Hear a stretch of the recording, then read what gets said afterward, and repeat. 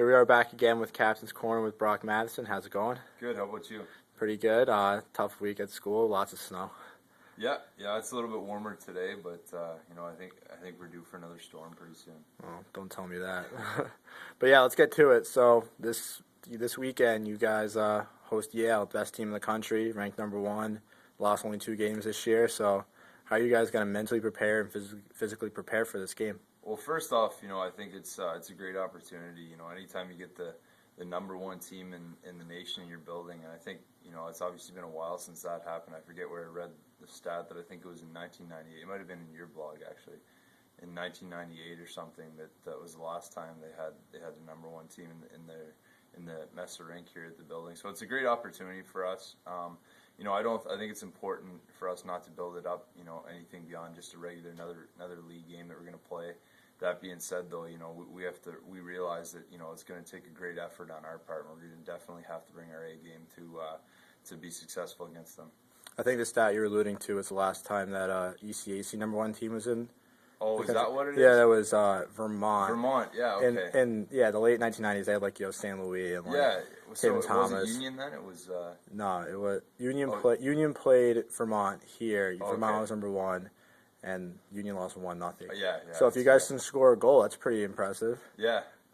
So the big thing with Yale is probably their offense with Little and Kearney and Cahill and all those guys that are really fast. So how you guys going to be able to handle them defensively? It looks like you had some trouble with them at Yale in December. Yeah, I think one of the big things that we didn't really do when we played them the first time is we weren't physical against them. And I think, anytime you play a team with speedy forwards or forwards who like to move the puck and move off the puck, I think it's, just really important to make sure you're playing the body against them and hitting them so they're not able to do what they can do with the puck. And we really didn't do that when we played them at their rink, and we got exposed a little bit. So that's definitely going to be a focus of ours for the game. Yeah, I mean, not to be that guy, but I think that game against Yale is considered to be one of the worst games you guys played this season. I mean, It happens. There's always that worst game.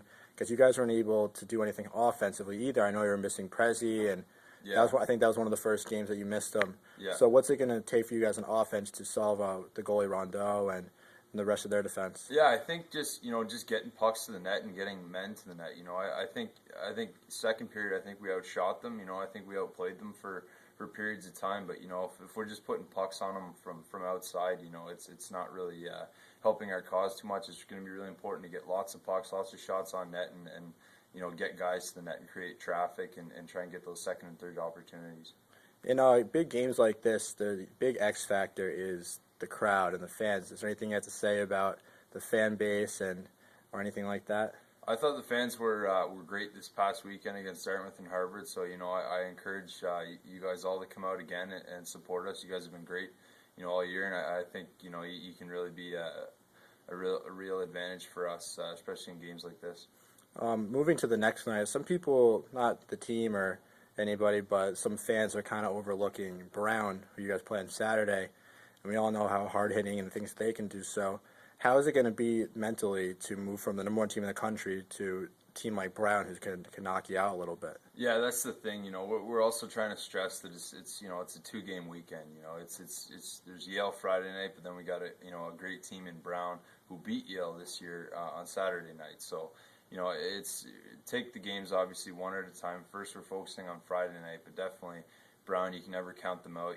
They proved last year, with the great run they had, that they're capable of great things in this league. And, it's going to be another tough battle. I'd say those two teams are probably one of the toughest weekends you'll have in the ECAC this year. Brown and Yale, they're both playing great hockey, and I think it's going to be a battle both games this weekend. How are you guys going to be able to match Brown's whole hard-hitting forecheck led by, the guy we talked about last week, Harry Z, and their little semi-dirty-ish play? How are you guys going to be able to handle that? Yeah, I think we just got to give it right back to them. I think when we're a physical team, we're a really tough team to play against. And when we played them in Brown, we were very physical against them. We were hitting them whenever we had a chance, and we were able to get the puck and capitalize on our opportunities. I think if we play that physical, forechecking style of play that we played at Brown, I think that's a good formula for us against them.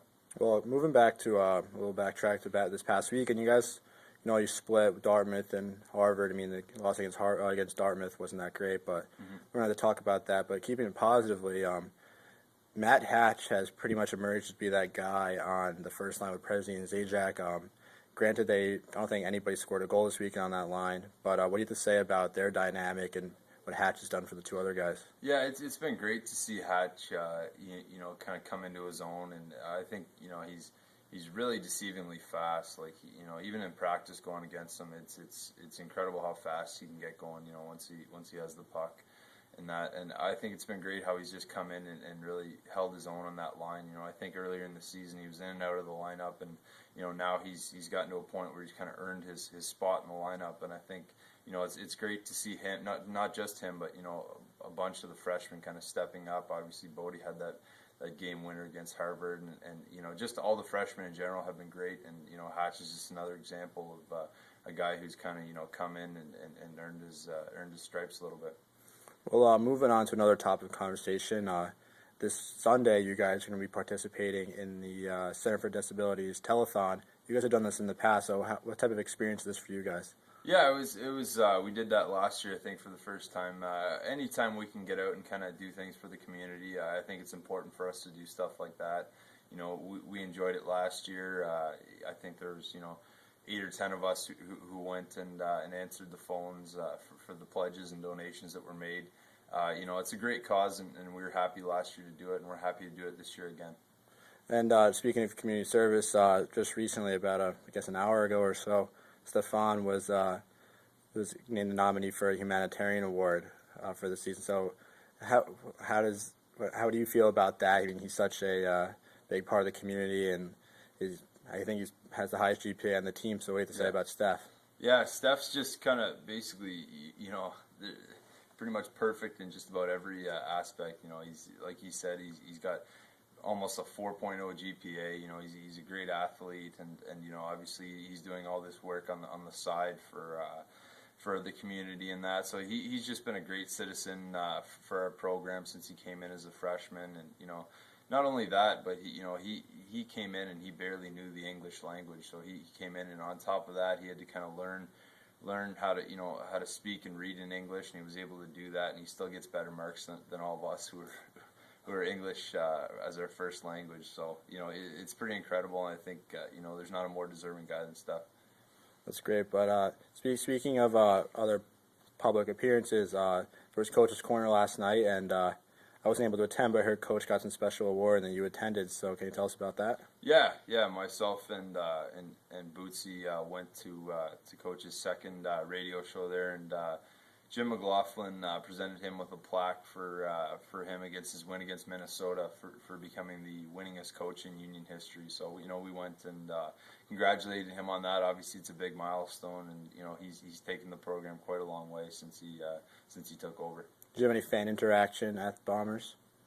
We talked to a few people who came, but it was actually a pretty good turnout. So. How was that? Would people have asked you any good questions? No, not too many good questions. It was more, focused on Coach, and he was kind of set up in his booth in the back, and there's the odd raffle and the commercial breaks, but it was a good experience. Did you win anything? No, I didn't win anything. No, me neither. That was BS. But okay, so we'll just wrap it up here. It's been a pretty long segment this week. So this is a big weekend. Hopefully you guys can tough it out, pick up big 4 points, and make your push to the national tournament. Thanks a lot, Dan. Take it easy.